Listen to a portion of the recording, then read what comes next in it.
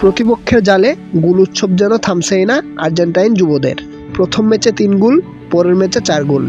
2 ম্যাচে প্রতিপক্ষের জালে 7 গোল দিয়ে অনূর্ধ্ব-20 বিশ্বকাপে রীতিমতো উঠছে লিওনেল মেসির উত্তরসূরিরা।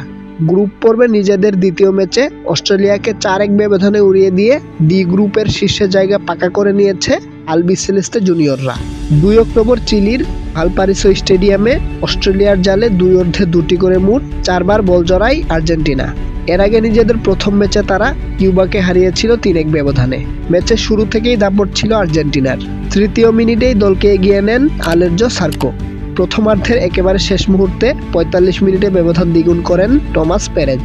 2-0 গোলে এগিয়ে থেকে আত্মবিশ্বাস নিয়ে বিরতিতে যায় আর্জেন্টিনা। তবে বিরতি থেকে ফিরেই চমক দেখায় অজিরা। 69 মিনিটে ড্যানিয়েল বিনি আর্জেন্টিনার জালে বল জড়ালে হঠাৎ ম্যাচ জমে ওঠে। গোলশোধের জন্য মরিয়া হয়ে ওঠে অস্ট্রেলিয়া।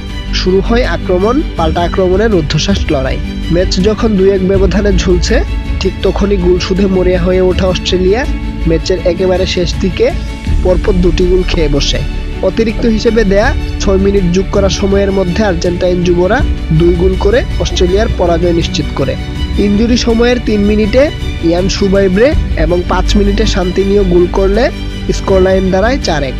এই জয়ের পর ডি গ্রুপে 6 পয়েন্ট নিয়ে আর্জেন্টিনার অবস্থান শীর্ষে।